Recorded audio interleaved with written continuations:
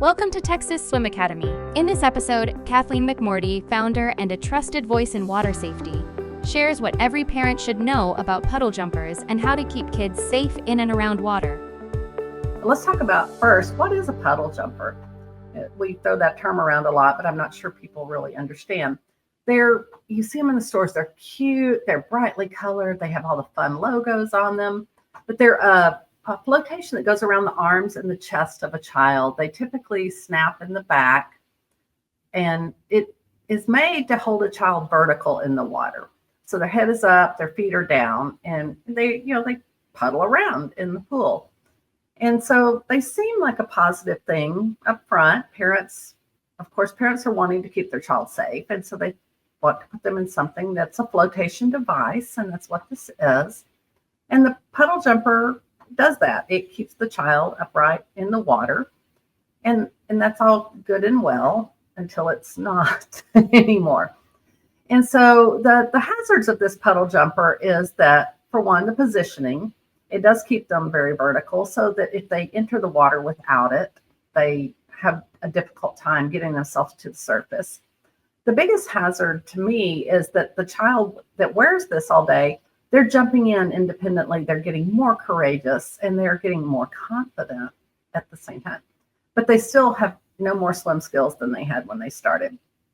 So they just feel like they can independently get in the water, and they don't realize that this device is the only thing that's keeping them from sinking and being unable to get to their air. And so, unfortunately, children can take these off. They sometimes, you get out, you have lunch, they've got them off, and they're just accustomed to that, getting in the water with it. And then they don't realize without it, they're not going to be able to get themselves up to the surface.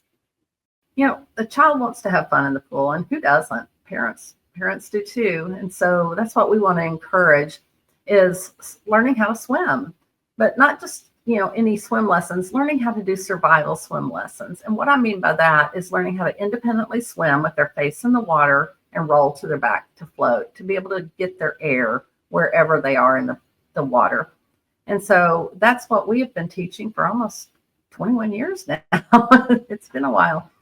But just active parental supervision and swim lessons can really make your child so much safer.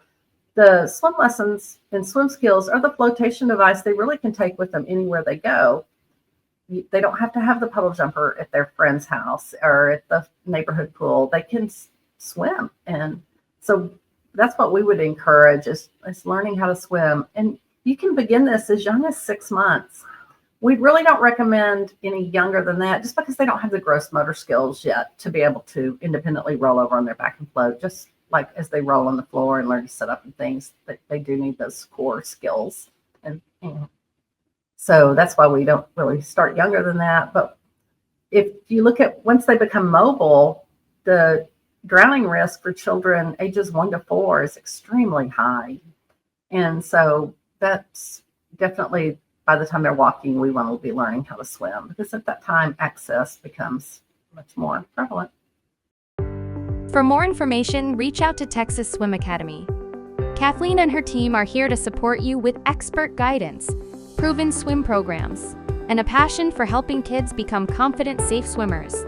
Start your child's swim journey today with Texas Swim Academy.